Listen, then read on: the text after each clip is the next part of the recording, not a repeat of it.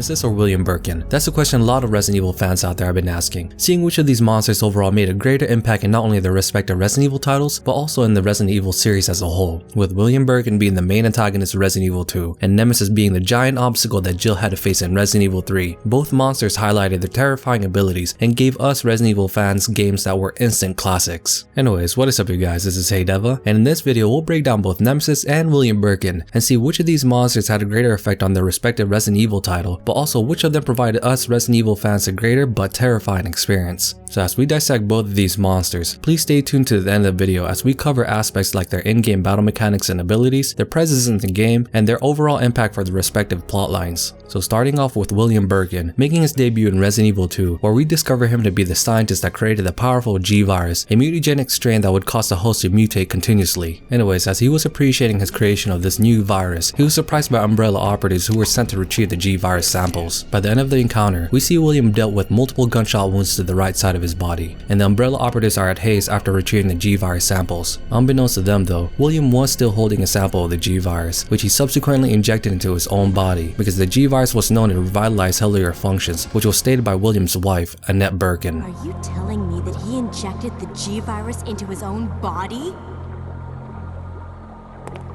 The G virus has the ability to revitalize cellular functions. Eventually, this led William to pursue the Umbrella operatives to the sewers, where one by one he took down each of the soldiers with his newfound strength, where he showcased his resistance to heavy fire they're dealing with him, his newfound speed, and the enlarged right arm with claws. Stopping it! What is this thing?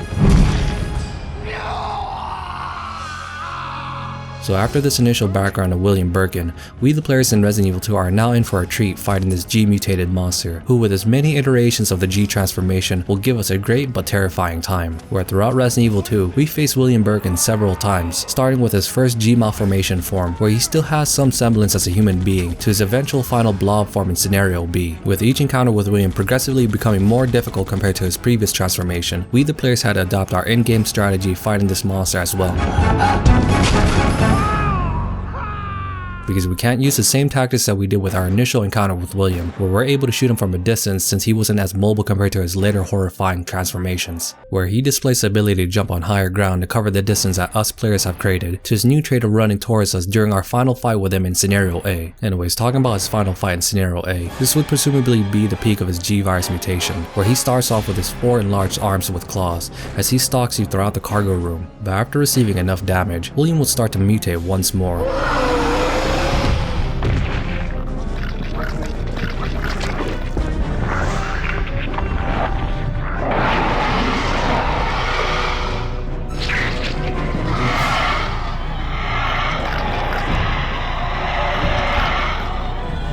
Where now he's as mobile as ever, where he's able to display tremendous speed, which we the players can't just outmaneuver anymore, with the way he runs towards us players, to him displaying feats of versatility when he's able to jump on top of platforms over and over again. If that's not enough, he can even jump on the side of the wall. What's more terrifying than having this massive demonic looking creature jumping everywhere, with his chaotic movements and the ability to grab a hold of us players and chew on us like a piece of meat? Like seriously, the developers were going all out making this an amazing final fight in our first playthrough in the original Resident Evil 2, where we the players are now facing the potential of the G-virus, showing its power when it fully takes a hold of its host. Overall, it was great to see William Birkin progress throughout the game, becoming stronger and stronger with each encounter, where we finally fight against him when he displays his chaotic in-game battle mechanics, to his moans of pain during his mutations, and to his overall impact for the story in Resident Evil 2. Is a good parallel for us players as we progress through the original Resident Evil 2 game, because as we learn how to become a better player during our playthrough, so too will William become better at challenging us players with our subsequent battles with him. But with the overall challenges that William Birkin has provided us in the original RE2, we the players have to pay homage to the tyrant who left us reeling after seeing him for the first time in Resident Evil 3.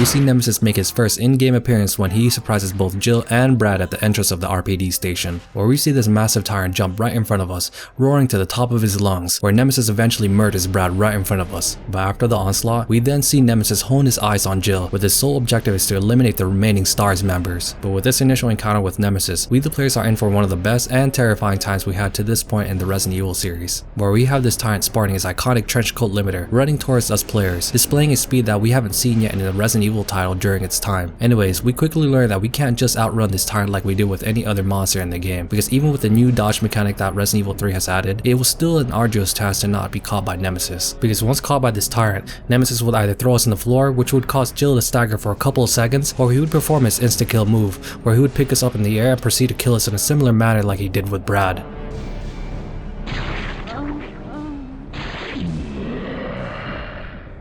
But even after displaying his initial in-game battle mechanics, this wasn't what made Nemesis so terrifying for us players in Resident Evil 3, because the thing that stood out that this tyrant displayed was his ability to follow us throughout the environment during our playthrough in RE3, where we see him break through windows, walls, and even doors. We the players never truly felt safe traversing the environments of this game, because the great but terrifying fact that he could follow you from room to room created so much tension for us Resident Evil fans, because after leaving an area with Nemesis in it, we would assume that we would be safe from this tyrant. The problem with that in this Resident Evil game is that once you move your character a certain distance from the door you just came through, we would suddenly get a tension-filled soundtrack of Nemesis playing in the background, where we hear this tyrant's footsteps coming closer and closer to us players, displaying his speed with the way he can catch up to Jill, where he's able to cover the distance between himself and us players in a very short amount of time. To top that off, Nemesis also showcases his ability to wield weapons, but of course it's not just any weapon, because we see this tyrant use a freaking rocket launcher at us players. Capcom seems to have went all in with this tyrant to try to make sure that it can be as terrifying as possible for us Resident Evil fans.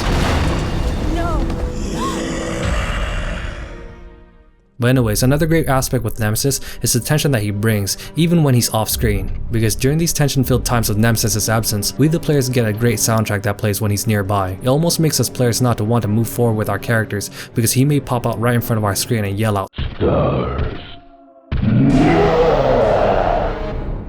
But with all the great traits that Nemesis displayed during our encounters with him, he was also a big part of moving the plot of Resident Evil 3 forward. With our protagonist Jill Valentine's main objectives to escape the zombie-infested Raccoon City, we have this tyrant hell-bent on trying to eliminate her. Being the obstacle and driving force that pushes our characters to the brink of death many times, we the players have to continually face this tyrant throughout our journey in Resident Evil 3, with Nemesis showing his impact in the storyline when he follows Jill and Carlos in the cable car, where we see Mikhail fight against this tyrant, but unfortunately meets his untimely demise when he attempts to blow both himself and Nemesis up with his grenade, because this would only slow down the tyrant shortly, because we then see him again at the clock tower area where Nemesis would destroy an escape helicopter right in front of Jill. This tyrant was unrelenting with his constant pursuit of us players throughout the game, which is why it's a great comparison to William Birkin, because on one hand, you have this human being who is constantly mutating, becoming stronger and stronger with each subsequent mutation, who eventually becomes this massive G-monster who displays his chaotic in-game battle mechanics throughout Resident Evil 2. But on the other hand, we have this hulking tyrant who's hell-bent on stalking you throughout Resident Evil 3, with his never-ending pursuit of us players, using his tremendous speed, his ability to follow us through the many sections of the environment, and to his trait of wielding a rocket launcher. We Resident Evil fans were treated with two of the most iconic monsters in the Resident Evil series. With Nemesis and William Birkin showcasing their abilities to his fullest potential, we the players are in for a challenging but fun encounters with these monsters.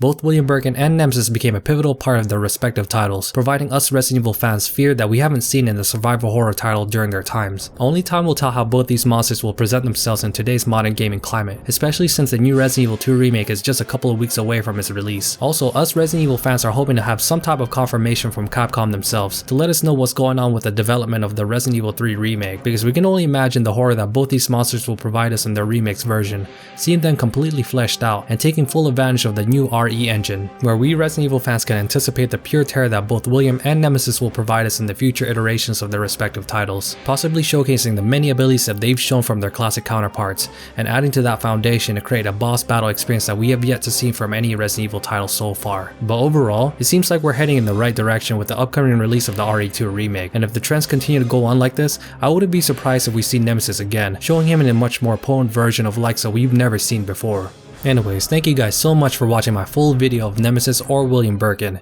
If you guys did enjoy this quick analysis, please feel free to leave a like and subscribe. Also, if you guys want more Resident Evil content, please feel free to check out my playlist on my channel. I'll leave a card on the top right section of your screen so you guys can check it out. Anyways, again, thank you guys so much. I hope you guys have a great rest of your day, and this is Hey DeVuH signing out.